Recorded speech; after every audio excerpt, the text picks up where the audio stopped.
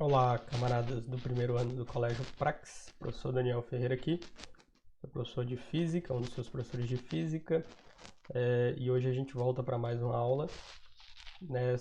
Nesse dia serão duas aulas disponibilizadas para vocês. A primeira será de correção de exercícios ou questões que foram marcadas anteriormente, e vai ser mais ou menos nesse ritmo durante a quarentena.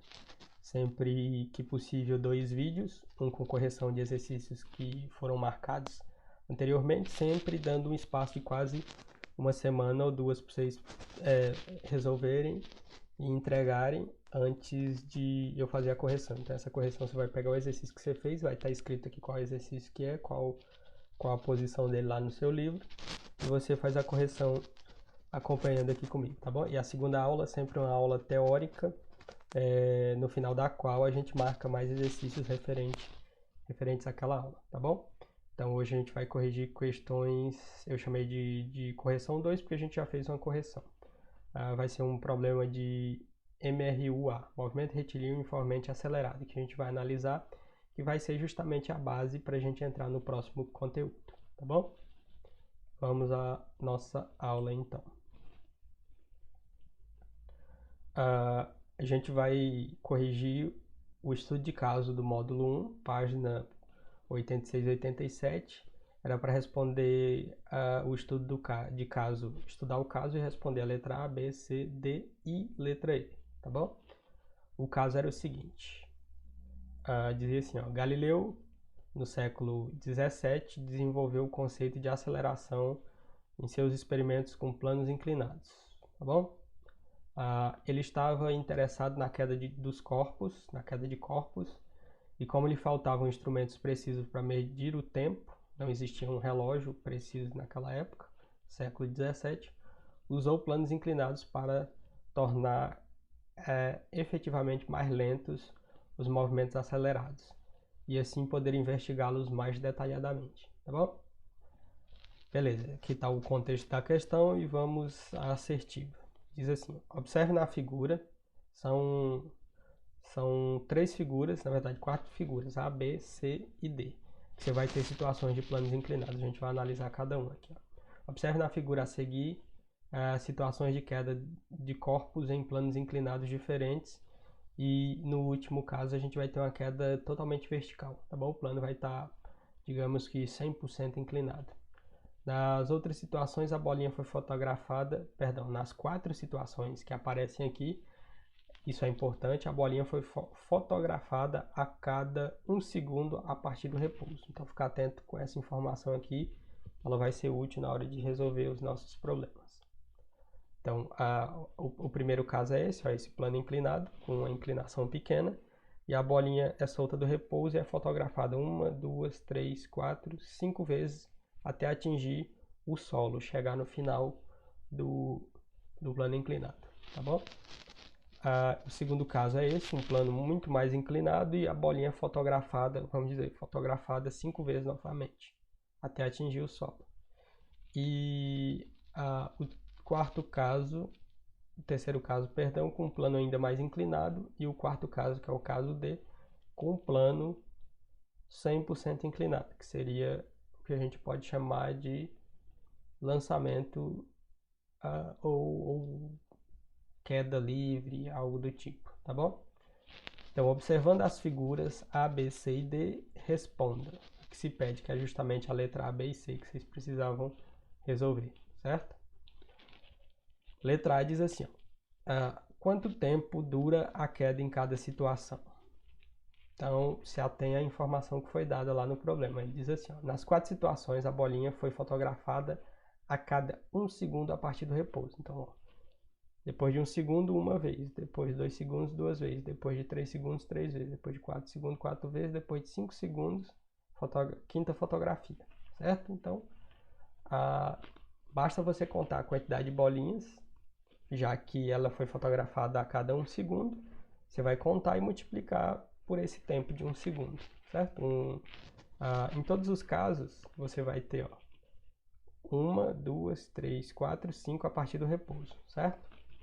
Ele soltou e tirou a primeira fotografia. 1, 2 fotografias, 3, 4, 5. 5 segundos então, certo? Aqui, uma fotografia, 2 fotografias, 3, 4, 5 também. E aqui, uma fotografia, 2, 3, 4 e 5. Em todos os casos, foram 5 fotografias. Se cada fotografia é tirada a cada segundo, portanto, cada bolinha leva 5 segundos para atingir o solo. Eu coloquei a respostinha azul aqui para você ver ela com mais detalhe. Então, a bolinha é fotografada a cada 1 segundo a partir do repouso. Assim, cada bolinha leva 5 segundos para atingir o solo. Tá bom? Letra B. Em cada queda, as distâncias percorridas aumentam, diminuem ou se alteram a cada intervalo de 1 segundo. Isso é uma pergunta, tá bom? Então, está perguntando para você analisar nas 4 quedas lá nos planos inclinados, se as distâncias percorridas aumentam, diminuem ou as distâncias entre as bolinhas não se alteram. Você pode voltar e verificar o que está acontecendo com a distância entre elas, em todos os casos. Está aumentando, certo? Até no primeiro caso também. As distâncias, portanto, aumentam, tá bom? Basta voltar lá e analisar. A cada segundo a distância aumenta. Então, você pode responder que as distâncias aumentam. No último intervalo, em todos os casos, próximo à base lá do plano, que é o chão, a distância percorrida é a maior. E para cada uma das situações, tá bom? No último estágio, ó, até atingir o solo, é a maior distância percorrida. Em todos os casos. Todos esses trechos, ele leva 1 segundo. A bolinha leva 1 segundo para percorrer, em todos os casos. Então, o maior trecho ocorre entre a 4ª e a 5ª fotografia. Tá bom? Ok, letra C. Comparando as 4 situações, em qual delas a velocidade final da bolinha é maior? Eita, e aí? Segunda pergunta, em qual delas essa velocidade final é menor? Como você explica essa resposta? Vamos lá. A velocidade final da bolinha é maior na queda vertical, certo? Que é o caso D.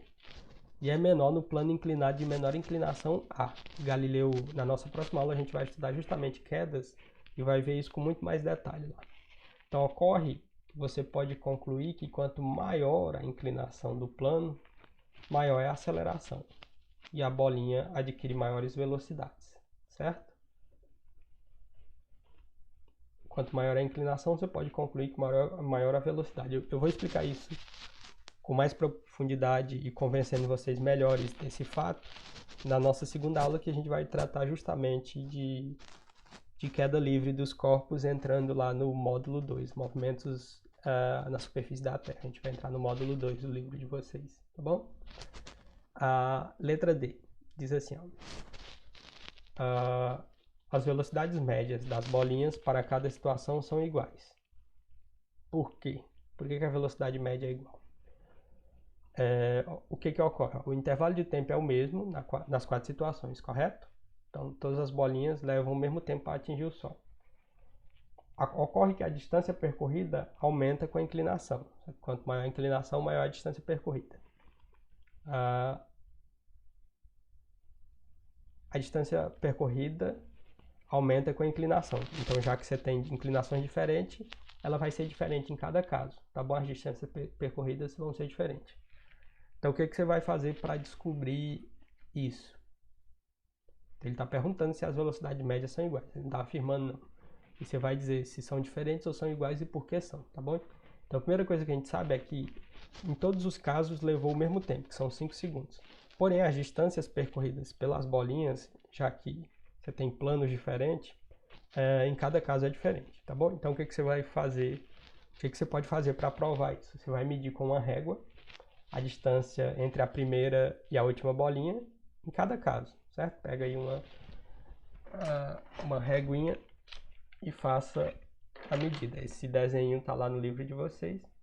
Você pode medir a distância entre a primeira e a última em todos os casos, certo? Lá no livro de vocês vai estar numa escala boa o desenho. Fazendo essas medidas, você vai ter a distância percorrida, certo? E o que você vai concluir? Onde a distância percorrida for maior, e vai ser na situação D, a velocidade média também vai ser maior, certo? Por quê? Porque é só você se lembrar da equação da velocidade média, distância dividido pelo tempo. A que tiver maior distância, já que o tempo é o mesmo para todas, vai ter maior velocidade média.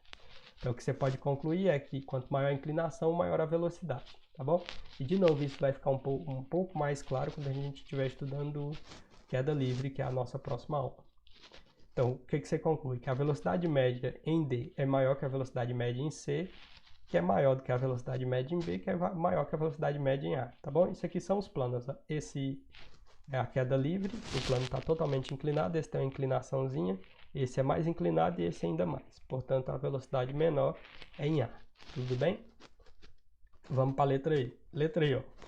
Os movimentos de descida das bolinhas parecem ser movimentos uniformes, acelerados ou retardados. É uma pergunta, está perguntando se esses movimentos que aparentemente são uniformes são acelerados ou retardados. E como você chegou a essa conclusão da sua resposta, do movimento ser acelerado ou retardado? É só você lembra que a gente estudou o movimento retilíneo uniformemente variado? Ocorre que o movimento retilíneo uniformemente variado ele pode ser acelerado se a velocidade aumenta e ele pode ser retardado se a velocidade diminui. Ocorre que no nosso caso aqui, dessas bolinhas que estão em queda, a gente tem movimentos retilíneos acelerados, tá bom? Por quê? Você pode concluir isso? Porque a velocidade aumenta à medida que as bolinhas descem. Se essa velocidade diminuísse, você teria um movimento uniformemente retardado, tá bom? O que pode ser dito de maneira mais elegante como um movimento desacelerado, certo? E assim a gente chega ao fim dessa correção de exercícios. Obrigado mais uma vez pela sua atenção, bons estudos, fiquem em casa e até a nossa próxima aula que virá na sequência dessa. Forte abraço a todos.